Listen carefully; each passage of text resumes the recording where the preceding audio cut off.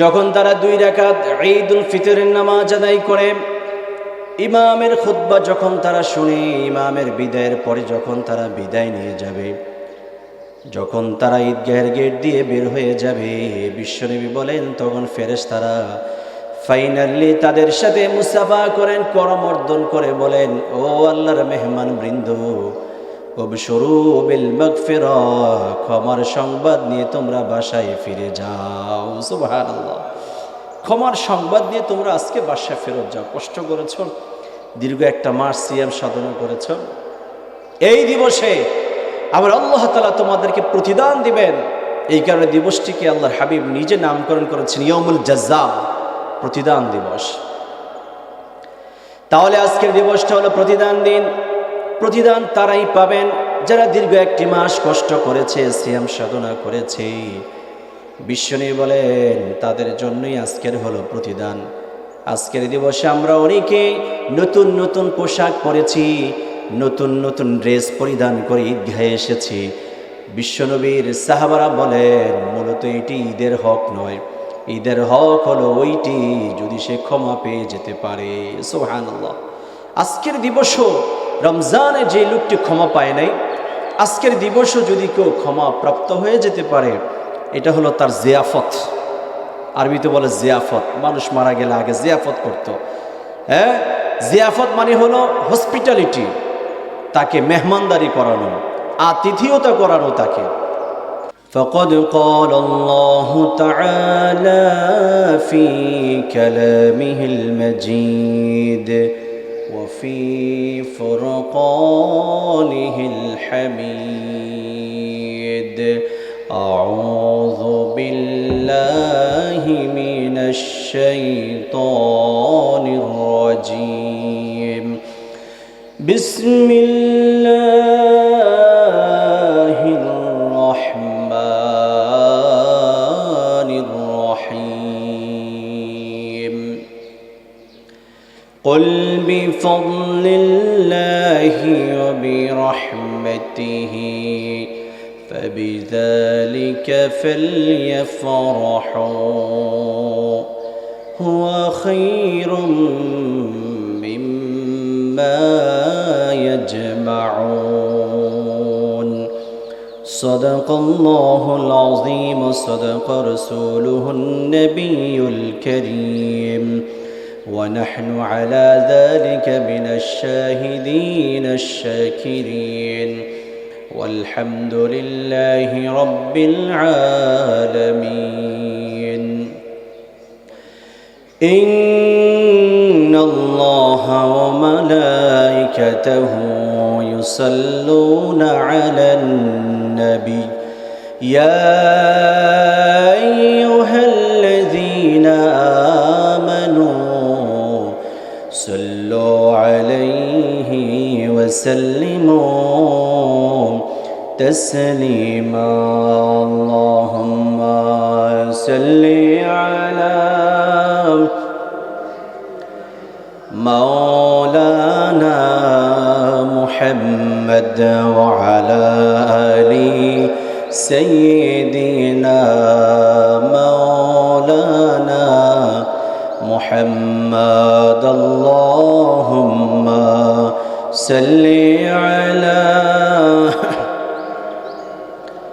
مولانا محمد وعلى آل سيدنا مولانا চাঁদের চেয়েও সুন্দর তুমি নবী আমার কামলিওয়ালা চাঁদের চেয়েও সুন্দর তুমি নবী আমার কামলিওয়ালা দো জাহানের বাদশাহ নবী দো জাহানের বাদশাহ নবী প্যারা নবী সাল্লি আলা চাঁদের চেয়েও সুন্দর তুমি নবী আমার কামলিওয়ালা আল্লাহুম্মা সাল্লি আলা مولانا محمد وعلى آل سيدنا مولانا محمد بلغ العلا بكماله كشف الدجى بجماله حسنت جميع خصاله صلوا عليه وآله সম্মানিত প্রমিনেট হাউজিং চত্বরে দিনদার মুহিব্বিন মুত্তাকিন আমার প্রিয়তম ভাইয়েরা, আল্লাহ তাআলার প্রিয়তম বান্দাগণ, মহান আল্লাহ জাল্লা শাআনুর দরবারে শুকরিয়া আদায় করছি, সকলে পড়ছি আলহামদুলিল্লাহ। আজকে ঈদুল ফিতরের এই চত্বরের সম্মানিত মেহমানবৃন্দ, সকলের প্রতি রইল আমার পক্ষ থেকে ঈদের শুভেচ্ছা, ঈদ মোবারক। সম্মানিত আল্লাহ তাআলার বান্দাগণ, আজকের এই ঈদুল ফিতরের জামাত আল্লাহ তাআলা আমাদেরকে দীর্ঘ একটি বছর পরে আবারও আমাদের হায়াতে দান করেছেন, আমরা পেয়েছি। আল্লাহ তাআলা আমাদেরকে সুযোগ করে দিয়েছেন। মনের আবেগ অনুভূতি উজাড় করে হৃদয় রিংরানু ভাষায় আমরা আবারও পড়ি আলহামদুলিল্লাহ। আল্লাহ তাআলা যদি আমাদের প্রতি দয়া না করতেন, যদি মায়া না করতেন, যদি ইহসান না করতেন, তাহলে সারা বছরের বিভিন্ন রকমের মুসিবত বালাকে উতরাইয়া আজকের এই পবিত্রতম দিবসে একটি মহৎ কাজ, সম্মেলনের দিবসে, ঈদের দিবসে, খুশির দিবসে আমরা সম্পৃক্ত হতে ব্যর্থ হতাম। আল্লাহ তাআলা আমাদেরকে এত বড় নিয়ামত দান করেছেন, আমরা আবারও পড়ি আলহামদুলিল্লাহ। প্রিয় ভাইয়েরা আমার, আজকের দিবসটি অবশ্যই আমাদের কাছে অত্যন্ত আনন্দের দিন, খুশির দিন, উৎসবের দিন, সম্মেলনের দিন, আমাদেরকে একীভূত হওয়ার দিন, আমাদেরকে মনোমালিন্য দূরীভূত করার দিন। আন্তরিকতা, হৃদ্যতা, ভালোবাসা, মহাব্বত এবং একে অপরের সাথে বুকে বুক মিশিয়ে একই রাস্তায় চলার একটা দৃঢ় প্রতিজ্ঞা নেওয়ার দিবস, এটি হলো ঈদুল ফিতরের দিবস। এই দিনটি তো আসে একটি বছর পরে, এই দিনটি তো আসে এক মাস, দীর্ঘ এক মাস সিয়াম সাধনা করার পরে। আজকের এই দিবসটি তো তাদের জন্যই আনন্দের, খুশির, যারা দীর্ঘ একটি মাস সিয়াম সাধনা করেছেন। আল্লাহ রসুল সাল্লাল্লাহু আলাইহি ওয়াসাল্লাম বলেন, এই দিবসটি হলো ইয়াউমুল জাযা, মানে প্রতিদান দেওয়ার দিবস। আজকে হলো প্রতিদান দিবে আল্লাহ তাআলা, মানুষকে প্রতিদান দিবেন। মাহে রমজানের শেষ রাত্রিতে আল্লাহ তাআলা সব মানুষকে ক্ষমা করে দেন। বিশ্বনবী যখন এই কথা বললেন, সাহাবে আজমাইন বললেন, ইয়া রাসূলুল্লাহ, এটাকে আপনি স্পেশালি কদরের রাতের কথা বলছেন? আল্লাহর হাবিব বললেন যে না, এটা কদরের রাতের কথা বলছি না, বরং এটি হলো ওই সকল মানুষের জন্য শুভ সংবাদ যারা সারাদিন পরিশ্রম করলো, বিকালবেলা তাদেরকে মায়না দেওয়া হলো, অনারিয়াম দেওয়া হলো, অথবা তাদেরকে পারিশ্রমিক দেওয়া হলো। কেমন লাগবে তাদের কাছে?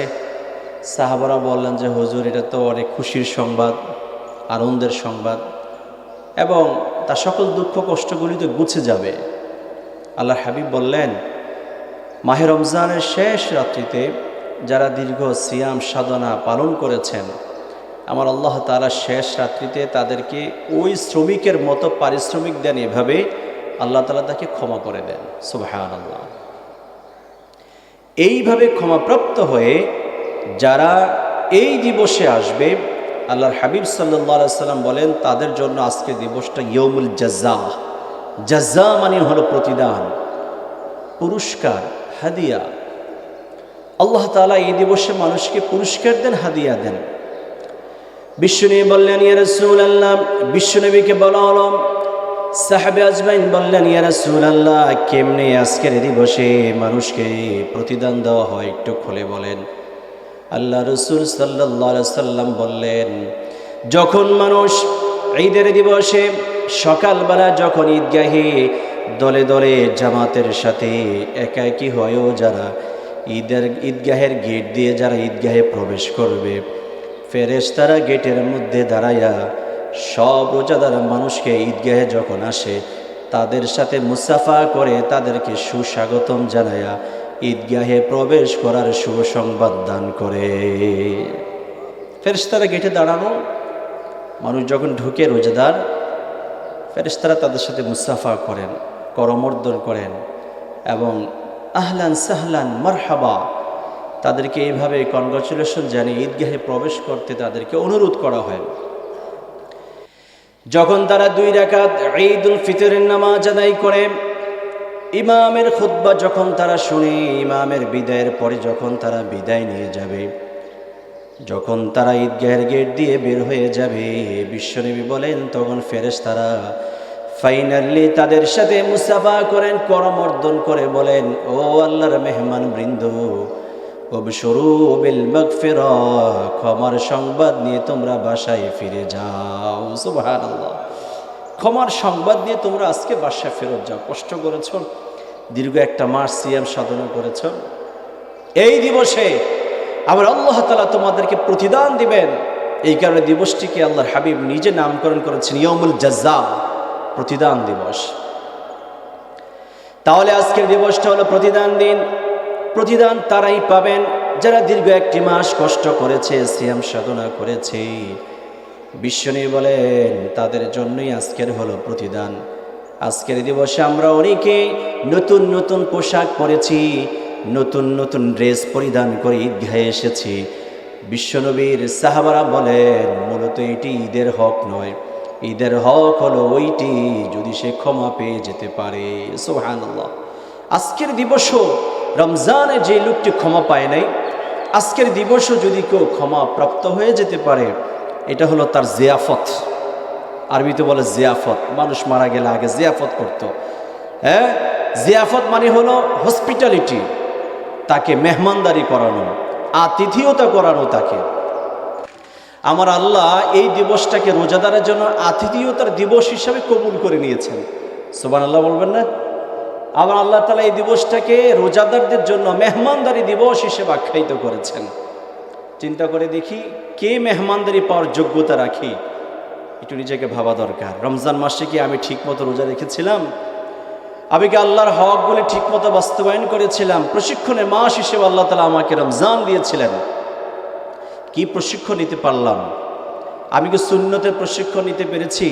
হালাল আর হারামের তামিজ করা, পার্থক্য সৃষ্টি করার যে ট্রেনিং, যে প্রশিক্ষণ, সেটাকে আমি শাহরুল রমাদানে নিতে পেরেছি? আমাদেরকে আজকের এই দিবসে এই বিষয়গুলি একটু ভাবা দরকার। রমজান শুধুমাত্র উপবাসের নাম ছিল না, রমজান স্ত্রী সহবাস থেকে শুধুমাত্র বেঁচে থাকার নাম ছিল না, বরং রমজান যে মেসেজগুলি নিয়ে এসেছে সেই মেসেজগুলিকে আমরা আত্মস্থ করতে পারলাম কিনা, এই জন্য কিন্তু রমজান আমাদের মাঝে আগমন করেছিলেন। 1 নম্বরে কি, সেটা হলো রাসূল বলেছেন যে ব্যক্তি রমজান রোজা রাখলো, মিথ্যা কথা ছাড়তে পারলো না, এই লোকটা রোজা রাখার কোনো দরকার নেই। মিথ্যা কথা যে ব্যক্তি ছাড়তে পারলো না তার রোজা রাখার দরকার নাই। এটা আমার কথা না, বিশ্বনবী মুহাম্মদ রাসূলুল্লাহ সাল্লাল্লাহু আলাইহি ওয়াসাল্লামের বাণী, মাল্লাম ইয়াদা قول الزور والعمل به فليس لله حاجة في أن يدع طعامه وشرابه। এর খানা পানীয় এগুলি ছেড়ে দেওয়ার কোনো দরকার নেই যদি সে মিথ্যা কথা ছাড়তে না পারে। অথচ আমরা এই কাজটার সাথে সবচেয়ে বেশি অভ্যস্ত, আমাদের ভালো লাগে মিথ্যা কথা বলতে পারলেই। অথচ মিথ্যা কথা ছেড়ে দেওয়ার জন্যই মাহে রমজান আমাদের মাঝে এসেছে, প্রশিক্ষণ দেওয়ার জন্য যে মিথ্যা বলতে পারবে। আমরা জানি খাইলে রোজা ভাঙ্গে, পান করলে রোজা ভাঙ্গে, কিন্তু মিথ্যা বললে যে রোজা ভেঙে যায় এটা কিন্তু আমরা বুঝি না। মিথ্যা কথা বললে যে রোজা নষ্ট হয়ে যায় এটা আমাদের ব্রেইনই ধরে না। আমরা খাইতে গেলে চুরি করে খাই, পেটে ক্ষুধা, রোজা রাখবো না, প্ল্যান করছি রোজা রাখবো না, কি করি? চুরি করে যায় খাই, চুরি করে পান করি। কিন্তু আমি প্রকাশ্যে সবার সামনে দিবালোকে আমি কিন্তু মিথ্যা কথা বলে বেড়াচ্ছি, আমি বুঝি না আমার রোজা কিন্তু নেই। তার মানে মিথ্যা বলা যাবে না। রমজান আমাদেরকে প্রশিক্ষণ দিয়েছে মিথ্যা কথার সাথে পরিচিত হওয়া যাবে না। যতদিন বেঁচে থাকবো হকের কথা, সত্য কথা এবং সত্যবাদিতার সাথে বেঁচে থাকবো। মিথ্যা কথা বলবো, সবাই বলেন তো মিথ্যা কথা বলবো, এ ওয়াদা কি আজকে ঈদগাহ থেকে করা যাবে? জোরে বলেন, করা যাবে? এই মিথ্যা কথা না স্ত্রীর সাথে, না স্বামীর সাথে, না সন্তানের সাথে, না সমাজের সাথে, না অফিসে, না ব্যবসা বাণিজ্যে, না চাকরিতে, কোথাও মিথ্যা বলা যাবে না। পরিশেষে আল্লাহর সাথে মিথ্যা কথা বলার কোনো সুযোগ নেই। নামাজ পড়লাম না, আমি বলছি কি যে আমি কিন্তু বড্ড মুসল্লি, আমি অনেক বড় পাক্কা মুসল্লি, নামাজ পড়ি না, আমি আল্লাহ তাআলার বান্দা, আল্লাহ তো আমার জন্য জান্নাত রেখেছেন, কিন্তু নামাজ পড়ি না। একটা ডাহা মিথ্যা কথা আপনি বলছেন যে আপনি জান্নাতের আশা করছেন, নামাজ পড়বেন না, জান্নাতের আশা করি কেমনে? আমি কি করে আমি জান্নাতের আশা করি, অথচ নামাজের সাথে আমার মোহাব্বত নাই, নামাজকে আমি আদায় করছি না। এই যে মাহে রমজানে আল্লাহ তাআলা আমাদেরকে চিন্তা করে দেখেন না, কত নামাজ আমরা পড়েছি। আপনি একটু চিন্তা করে দেখেন, ফজরের আগে সাহরিতে আপনি উঠেছেন, সাহরি খেয়েছেন, কিছু তাহাজ্জুদে নামাজ পড়েছেন, তারপরে ফজরে 2 রাকাত সুন্নত পড়েছেন, ফজরে 2 রাকাত ফরজ পড়েছেন, তারপরে আপনি আবার কি করেছেন? জোহরের নামাজ পড়েছেন, আসরের নামাজ পড়ছেন, মাগরিব পড়ছেন, এশা পড়ছেন, তারপরে 2 রাকাত সুন্নত পড়লেন, এরপরে 20 রাকাত তারাবি নামাজ পড়লেন, তারপর আবার 3 রাকাত বিতির পড়লেন। একটু চিন্তা করে দেখেন, একটা দিনে এবং রাতে কতগুলি নামাজ আপনি পড়ছেন, কতগুলি নামাজ আপনি পড়েছেন। নামাজের সাথে আপনার সখ্যতা তৈরি হয়েছিল। আল্লাহর হাবিব সাল্লাল্লাহু আলাইহি সাল্লাম শাহরুর রমাদান স্পেশালি তারাবি নামাজ তিনি পড়তেন, তার সুন্নত, এবং এটি নর্মাল সুন্নত ছিল না, গুরুত্বপূর্ণ একটি সুন্নত ছিল। কেন ছিল? এই রমজানে যদি কোনো ব্যক্তি বেশি বেশি করে নামাজ পড়তে পারে, আশা করা যায় বাকি 11টা মাস এই লোকটা নামাজ না পড়ে থাকার সুযোগ নেই। কি বলেন, ঠিক কিনা? এত নামাজ আমরা শাহরুর রমাদানে পড়েছি, তাহলে নামাজ আমাদেরকে ছেড়ে দিলে চলবে না, নামাজ আমাদেরকে পড়তে হবে। কয় ওয়াক্ত? 3 ওয়াক্ত। কি বলেন আপনারা? বলেন না, কয় ওয়াক্ত পড়বেন? ফরজ কি 3 ওয়াক্ত না 5 ওয়াক্ত? 5 ওয়াক্ত নামাজ। এখন যদি কম বেশি করে যদি আমরা পড়ি, হবে নাকি? হবে না। তাহলে 5 ওয়াক্ত নামাজ আমাদেরকে আদায় করতে হবে। মাহে রমজানের শিক্ষা হলো, আমার মা বোনেরা পর্দা করা তারা শিখেছেন। কি করা শিখেছেন? পর্দা করা শিখেছেন। মানে ড্রেস আপকে, আব্রুকে সুন্দরভাবে উত্তম পোশাক পরিধান করা, শরীরকে ঢেকে ঢুকে রাখা, এবং বাহিরে বের হওয়ার ক্ষেত্রে অনেক চিন্তা ভাবনা করেছেন যে বের হবো কিনা, রোজা রেখেছি, মার্কেটে যাব কিনা। যদিও এখন মার্কেটটা আমাদের মায়েদের জন্য অনেক বড় একটা উৎসবের আমেজের একটা ক্ষেত্র তৈরি হয়েছে। যদিও এই ব্যাপারে রাসূলের হাদিস রয়েছে, মহিলারা মার্কেটে যাবে না, মার্কেটে যাবে না। এই ওয়াজ করলে তো এখন হুজুরে অপ্রিয় হয়ে যাবে। এইটার সাথেই তো আমাদের ঘরে লোকজন সবচেয়ে বেশি পরিচিত। প্রিয় নবী মুহাম্মদ রাসূলুল্লাহ সাল্লাল্লাহু আলাইহি ওয়াসাল্লাম বাজারকে তিনি বলেছেন এটা নিন্দার জায়গা, এটা হলো ধিক্কৃত জায়গা, এবং পৃথিবীতে সবচেয়ে নিকৃষ্ট জায়গা হলো এটি। যাই হোক, নারীরা পর্দা করবে, রমজান আমাদেরকে সে শিক্ষাটুকু দিয়েছে। পর্দা এটা কোনো নফল কাজ নয়, অতিরিক্ত কাজ নয়। পর্দা হলো রমজানে রোজা রাখা যেরকম ফরজ, জাকাত দেওয়া যেরকম ফরজ, 5 ওয়াক্ত নামাজ পড়া যেরকম ফরজ, হজ ফরজ হলে আদায় করা যেরকম ফরজ, আমার আল্লাহ তাআলা মায়েদের জন্য পর্দাটাকে একই হুকুমে আল্লাহ তাআলা এটাকে ফরজ করে দিয়েছেন। সুতরাং এই কাজগুলি আমরা যেরকম ফরজ মনে করে থাকি, পর্দাটাকেও আমাদেরকে ফরজ ভাবতে হবে। বিশ্বনবী বলেছেন, ওই নারী আল্লাহ তাআলা স্পেশাল চাদরে আবৃত থাকবেন, আল্লাহ তাআলা রহমের চাদরে আবৃত হয়ে থাকবেন, যে নারী তার দেহটাকে পৃথিবীতে না খুলে তিনি পৃথিবীতে চলেন নাই, আব্রুকু পরিচ্ছন্নভাবে ড্রেস আপ পরে যেই নারী চলাফেরা করেছে তাকে স্পেশাল ড্রেস দেওয়া হবে। আল্লাহ কবুল করুক, সবাই পড়ি আমিন। প্রিয় ভাইয়ের আমার, তাহলে আমার আল্লাহ তাআলা আমাদের জন্য এই আজকের ঈদুল ফিতরটা দিয়েছে একটা নিয়ামতের দিবস হিসাবে। আপনি চিন্তা করে দেখেন, আজকে আমরা এই দিবসে আমরা সুন্দর সুন্দর পোশাক পরিধান করে এসেছি, উত্তম ড্রেস পরিধান করে আমরা এসেছি। একটু ভেবে দেখেন না যে আমার আল্লাহ তাআলা আমাদের জন্য পরকালে কি পোশাক দিবেন, সেই পোশাক পাওয়ার কি প্রস্তুতি আমরা গ্রহণ করছি। আমরা তো মনে করে থেকে আমাদের ঈদ হলো শুধু নতুন নতুন পোশাক পরাই। একজন কবি তিনি বলেছেন, লাইসাল ঈদু লাইসাল ঈদ লিমান লাবিসাল জাদিদ, ওইটা তো প্রকৃত ঈদ নয় যে ঈদে শুধুমাত্র নতুন নতুন পোশাক পরাটাকে ঈদের আমেজ মনে করা হয়। বালিল ঈদ লিমান খাফাল ওয়াঈদ, বরং ঈদ হলো প্রকৃতপক্ষে সেটি যেই লোকটি খাফাল ওয়াঈদ, ওয়াঈদ মানে হলো ভয়ের দিন, জাহান্নামের দিন, শাস্তির দিন, কঠিন দিবসটাকে যে ব্যক্তিটা ভয় করে, প্রকৃতপক্ষে সেটাই হলো তার জন্য ঈদ। তারপরে বলেছেন লাইসাল ঈদ লিমান রাকিবাল মাতায়া, আজকের দিবসে আমরা কিন্তু মার্সিডিজ বেঞ্জের গাড়ি, প্রাডো গাড়ি, নানাবিধ নতুনত্ব ব্র্যান্ডের গাড়ি দিয়ে আজকে আমরা চলাফেরা করব। কবি বলেন প্রকৃতপক্ষে এইটাই কিন্তু ঈদের আমেজ নয়, বরং ঈদের আমেজ হলো বালিল ঈদ লিমান তারাকাল খাতায়া, বরং ঈদ তো হলো প্রকৃতপক্ষে ওই লোকটার জন্য যে লোকটা গুনাহগুলি থেকে নিজেকে বাঁচিয়ে রাখতে পেরেছে, গুনাহ থেকে নিজেকে পরহেজ করতে পেরেছে। প্রকৃতপক্ষে ঈদ কিন্তু তার জন্য। আমরা একটু চিন্তা করে দেখি, রমজান আমাদেরকে যে আমেজ নিয়ে আল্লাহ তাআলা নাজিল করেছিলেন, সেই আমেজের শিক্ষাটুকু কি আমরা গ্রহণ করতে পেরেছি? সেটা হলো আমরা কি গুনাহমুক্ত হতে পেরেছি? যদি গুনাহমুক্ত হতে পারি তাইলে না জান্নাত ড্রেস আর পোশাক আমরা পরিধান করতে পারবো। আর যদি আল্লাহ না করো, যদি কঠিন থেকে কঠিনতর জায়গা জাহান্নামের ড্রেস যদি আমাদের পড়তে হয়, কষ্টের কিন্তু শেষ নাই। যে জাহান্নামের স্তর, যে জাহান্নামের জায়গার খাবার পানীয় সবচাইতে নিকৃষ্ট মানের থাকবে। আজকে আমরা কত নতুনত্ব খাবার আমাদের বাসা বাড়িতে প্রস্তুত করা হয়েছে, আমরা খাবো ইনশাআল্লাহ। আপনি চিন্তা করে দেখেন, যে গলা দিয়ে আপনি ভালো ভালো খাবার খেয়েছেন, যে গলা দিয়ে আপনি উত্তম পানীয় পান করেছেন, সেই গলা দিয়ে যদি রক্ত আর পুট যদি আমার আল্লাহ তাআলা যদি মানুষকে দান করেন, কি চিত্রটা হবে আমাদের জন্য। আমরা কি কশিন খেলা তিতা খাবার আমরা কিন্তু খেতে পারি না। শুধু তাই নয়, যদি দুধ নষ্ট হয়ে যায়, পানি যদি নষ্ট হয়ে যায়, যেটা কি মদে পরিণত হয়ে যায়, এটাও কিন্তু আমাদের গলা দিয়ে যেতে চায় না, আমরা খেতে পারি না। এটা আমাদের কাছে নিকৃষ্ট মানের খাবার।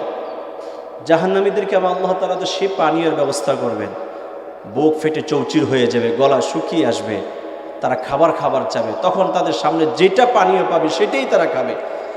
সেদিন মানুষের রক্ত, ঘাম, দেহ থেকে খসে পড়া চামড়াগুলি জমিনের ভিতরে যখন পড়ে যাবে, মানে যেই জায়গায় তারা বসবাস করবে সেখানে যখন সব পড়বে, এমনও হবে এগুলি বাড়তে মানুষের গলা পর্যন্ত হয়ে যাবে। হাদিসে এসেছে এমনও হবে জাহান্নামী রক্ত পুজের মধ্যে একজন জাহান্নামী হাবুডুবু খেতে থাকবে, ওইটা তার খাবার হবে, ওইটা তার পানীয় হবে।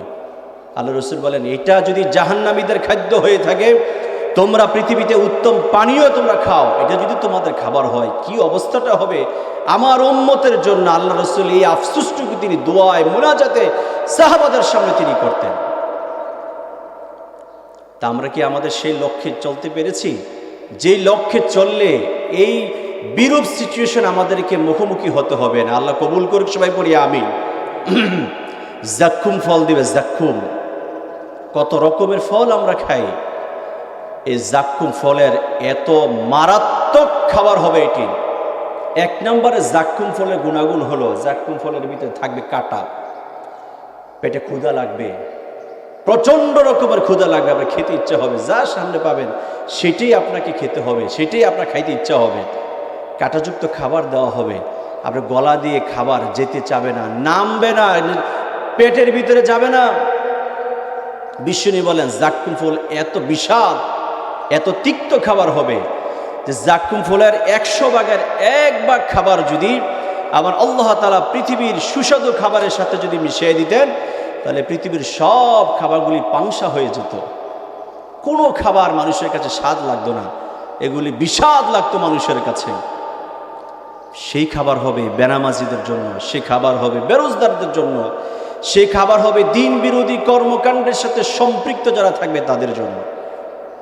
ভাবেন, চিন্তা করেন, আজকের দিনে শপথ গ্রহণ করেন, আমরা কি সেগুলি চাই, নাকি আমার আল্লাহ তাআলা যে নিয়ামতগুলো আমাদের রেখে দিয়েছেন, মা তাশতাহি আনফুসুকুম ওয়া লাকুম ফিহা মা তাদউন, আমার আল্লাহ তাআলা এমন এমন খাবার প্রস্তুত করে রেখে দিয়েছেন, যারা জান্নাতে যাবে, পরকালে যাদের সুখ আর শান্তি রয়েছে, আমার আল্লাহ তাআলা তারা যা চাবেন আল্লাহ তাআলা সেটাই তাদেরকে পূরণ করে দিবেন। সুবহানাল্লাহ।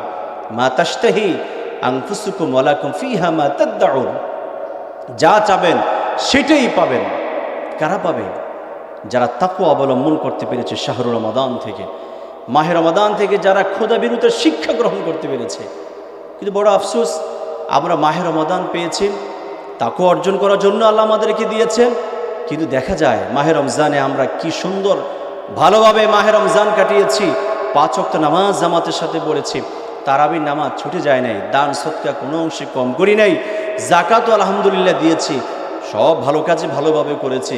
রমজান চলে যায়, মনে হচ্ছে যে আমরাও দিন থেকে হারিয়ে যাচ্ছি, আমরাও মসজিদ থেকে হারিয়ে যাচ্ছি, আমরাও মনে হচ্ছে জায়নামাজ থেকে হারিয়ে যাচ্ছি, তসবিহ আমাদের হাতে আর থাকে না, কোরআন আমাদের জবানের সাথে আর থাকে না। আমরা এমনভাবে বলগাহীন লাইফ লিড করা শুরু করে দেই, আমাদের কাছে রমজান যে এসেছিল এই শিক্ষাটুকুই আমাদের কাছে আর থাকে না। রাসূলুল্লাহ সাল্লাল্লাহু আলাইহি ওয়াসাল্লাম একজন প্রখ্যাত সাহাবী, যাকে রাইসুল মুফাসসিরিন বলা হয়, হেড অফ দ্য মুফাসসির, গোটা পৃথিবীর সেরা মুফাসসির যাকে বলা হয়, তার ব্যাপারে আল্লাহ রাসূলের অনেক দোয়া রয়েছে। আব্দুল্লাহ ইবনে আব্বাস রাদিয়াল্লাহু তাআলা আনহু, তাকে প্রশ্ন করা হয়েছিল যে হে আব্বাস, হে ইবনে আব্বাস, রমজানের রোজা কবুল হয়েছে, রমজানে একজন মানুষ সাচ্চা ইমানদার মানুষে পরিণত হয়েছে, এটা প্যারামিটারটা কি, কেমনে বোঝা যাবে? আব্দুল্লাহ ইবনে আব্বাস রাদিয়াল্লাহু তাআলা আনহু বলেন, এটা বোঝা যাবে যেই ব্যক্তি মাহে রমাদানে প্রবেশ করার পরে একদম জান্নাতি পরিবেশ সে লালন করেছে, নামাজ ছুটে যায় নাই, রোজা ছেড়ে দেয় নাই, যাকাত ছেড়ে দেয় নাই, তার সর্ববিধ ভালো কাজগুলির সাথে সে সম্পৃক্ত ছিল, এই লোকটা যদি ঈদুল ফিতরের পর থেকে আরেক রমজানের আগ পর্যন্ত তার চালচলন, কথাবার্তা, সিরাত, সুরত, আচরণ এইগুলি যদি থাকে রমজান শীর্ষক, রমজান কেন্দ্রিক, তাহলে মনে করতে হবে তার রোজা আমার আল্লাহ তাআলা কবুল করেছেন। আর যদি সংঘর্ষবাদে রমজানে ভালো কাজ করেছে, রমজানের পরে আমি উশৃঙ্খল হয়ে গেলাম, তাহলে ধরে নিতে হবে আল্লাহ তাআলা তার রোজাটা কবুল করে নেই। সুতরাং এত কষ্ট, ক্লেশ, পরিশ্রম এগুলোর জন্য বৃথা হয়ে না যায়, আমাদেরকে সে শিক্ষাটুকু লালন করেই আজকের ঈদগাহ থেকে আমাদেরকে বিদায় নিতে হবে। আল্লাহ কবুল করুক, সবাই পড়ি আমিন। প্রিয় ভাইয়েরা আমার, মাহে রমজানে রোজা রেখেছি, আমরা 30টা রোজা রেখেছি, কিন্তু আল্লাহ তাআলার কাছে আপনি 30টা রোজা রাখেন নাই, আল্লাহ তাআলা হিসাব করেছেন আপনি রোজা রেখেছেন 300টা। সুবহানাল্লাহ বলবেন না? কয়টা রোজা রেখেছেন? 300। জোরে বলেন, কয়শো? 300। এটি হিসাব করে দেখেন 300 রোজা আপনার জীবনে রাখা সম্ভব কিনা একটা বছরে। কিন্তু আমার আল্লাহ তাআলা ধরে নিয়েছেন আপনি 30টা রোজা রেখেছেন, মানে আপনি 300টা রোজা রেখেছেন। বিশ্বনবী বলেছেন, যে ব্যক্তি এই রমজান রোজা রাখলো এবং ঈদুল ফিতরের পরে শাওয়াল মাসে আরও 6টা রোজা রাখলো, তাহলে 6.60টা রোজা হবে। আল্লাহ তাআলা ধরে নেন সে গোটা বছরে সে 360টা রোজা রেখেছে। বছর হয় 365টা, বাকি 5 দিন মানুষের জীবনে আমার আল্লাহ তাআলা রোজা রাখা হারাম করেছেন। সুবহানাল্লাহ বলবেন না? রোজা রাখা একটা মহৎ ইবাদত, কি বলেন, ঠিক না? কিন্তু আবার এই রোজা রাখাটাও বছরে 5টা দিন আমার আল্লাহ তাআলা হারাম করেছেন, হারাম রাখা যাবে না। তার ভিতরে একটা হলো আজকের ঈদুল ফিতরের দিন। আজকে রোজা সর্বোচ্চ মানে তাকওয়াবান লোকেরাও রোজা রাখলে আল্লাহর কাছে রোজা কবুল হবে না, এটা হারাম। এই দিবসে রোজা রাখা কি? জোরে বলেন, কিটা? হারাম, নফল না, উত্তম না, সুন্নত না, মুস্তাহাব না। বলে আমি রাখলাম, সারা বছর তো রাখছি, আজকেও রাখি না, আল্লাহর কাছে এটা ইবাদত না, এটা হারাম। কারণ আজকে দিবসে রোজা রাখা এটা নিষেধ। রাসূল বলেছেন এই ঈদুল ফিতরের দিন রোজা রাখা নিষেধ, ঈদুল আজহার দিন রোজা রাখা নিষেধ, ঈদুল আজহার পরের 3 দিন রোজা রাখা হলো নিষেধ। এই মোট 5টা দিন মানবের জীবনে রোজা রাখা হলো কি? হারাম। তো যেই ব্যক্তি রমজান রোজা রাখলো, তারপরে 6টা শাওয়ালের রোজা রাখলো, 360টা রোজা হলো, বছরে 5টা দিন রোজা রাখা হারাম। তার মানে হলো রমজানের 30টা রোজা আর পরের 6টা রোজা রাখলে গোটা বছরে তার রোজা রাখা হয়ে গেল। সুবহানাল্লাহ পড়েন। আমরা ছেড়ে দিব না এই আমলটা, কালকে থেকে যাদের সম্ভব রোজা রাখা শুরু করে দিব। আর না হয় এই শাওয়াল মাসের যেই কোনো দিবস থেকে আপনি রোজা শুরু করতে পারবেন। এই রোজা হলো শুধু শাওয়াল মাসের জন্য, এর পরের মাসে রোজা রাখার কোনো সুযোগ নেই। আমাদের মা বোনদের অনেকে রোজা ভেঙেছেন রমজানে মান্থলি পিরিয়ডের কারণে, অথবা আমাদের অনেকের অসুস্থতার কারণে রোজা ভেঙেছে। আমরা অবশ্যই আগে আমাদের কাজা রোজা আমরা রাখবো। রোজা ভেঙে গিয়েছে, ওই রোজাগুলি আগে আমরা রাখবো, তারপরে হলো শাওয়ালের রোজা। হ্যাঁ, সুতরাং এমনও বলা হয়েছে যে যেই ব্যক্তি শাওয়ালের রোজা রাখবে, বড় ইচ্ছা ছিল তার, কিন্তু রোজা যা ভাঙতি হয়েছে এই জন্য সে শাওয়াল রোজা রাখতে পারতেছে না, তাহলে এই লোকটা যদি ভাঙতি রোজাগুলি রাখে, কাজা রোজা যদি রাখে, তাহলে আমার আল্লাহ তাআলা এই কাজা রোজা রাখার কারণে ওই শাওয়াল রোজা রাখার সমতুল্য সওয়াব আল্লাহ তাআলা তার আমলনামায় দিয়ে দিবেন। আল্লাহ কবুল করে, সবাই পড়ি আমিন। আমরা নামাজের দিকে অগ্রসর হই। ঈদুল ফিতরের 2 রাকাত ওয়াজিব নামাজ, এই ইমামের পিছনে 6 তাকবীরের সহিত কিবলামুখী আদায় করছি, আল্লাহু আকবার। আমরা প্রথমেই তাকবীরের পরে স্থানা পড়ব, তারপর আবার দ্বিতীয় তাকবীর দেওয়া হবে, আবার তৃতীয় তাকবীর দেওয়া হবে, আবার দ্বিতীয় তাকবীরের পরে আবার তৃতীয় তাকবীর দেওয়া হবে। প্রত্যেকটা তাকবীরে আমরা হাত কান পর্যন্ত ওঠানামা করব। করানোর পরে ইমাম সাহেব সূরা ফাতিহার সাথে কেরাত মিলাবেন, তারপরে রুকু হবে, সেজদা হবে, আমরা দাঁড়াবো। দ্বিতীয় রাকাতের জন্য দাঁড়াইয়া আমরা প্রথমেই সূরা ফাতিহার সাথে সূরা মিলাবো, এরপরে রুকুতে যাওয়ার আগে আমরা 3টা তাকবীর দিব। 3টা তাকবীরই হবে আমাদের ওঠানামা হবে, হাত ওঠানামা হবে। চতুর্থ তাকবীর বলে আমরা রুকুতে যাব, সেজদা হবে, 2 রাকাত নামাজ শেষ। আরবি খুতবা হবে। আপনার বাংলা খুতবা এটা কিন্তু আসলে এই জুমার পার্ট না, অংশ না। আমরা আলোচনা করি আরবিতে যে খুতবাটা দেওয়া হবে এটা আপনাদেরকে ট্রান্সলেট করে শোনানো হয়। তো আমরা এই আরবি খুতবাটা শুনবো, এটা শোনাটাও ঈদের নামাজের কিন্তু একটা অংশ, এটা আমাদের খেয়াল রাখতে হবে। মানে সালাম ফিরিয়ে যেন আমরা চলে না যাই, এই বিষয়টা আমরা খেয়াল রাখবো। ঈদগাহের এটা একটা হক। আপনার খুতবা হবে, তারপরে মুনাজাত হবে, এরপর আমরা এখান থেকে আসবো। এত বড় বিশাল জামাত, আলহামদুলিল্লাহ আমরা আসতে পেরেছি, খুশি না সবাই? এই কারণে আমরা সবাই জামাতের সাথে দোয়া করে আমরা এখান থেকে চলে যাব। নামাজের পরে মুসাফা মোয়ানাকা কোলাকুলি আপনারা এগুলি করবেন, এগুলি হৃদ্যতার বহিঃপ্রকাশ হয়। এবং আজকের এই খোলা মাঠের ঈদগাহের এটাও একটা অন্যতম আনন্দ, একে অপরের সাথে মুসাফা মোয়ানাকা আমরা করবো ইনশাআল্লাহ।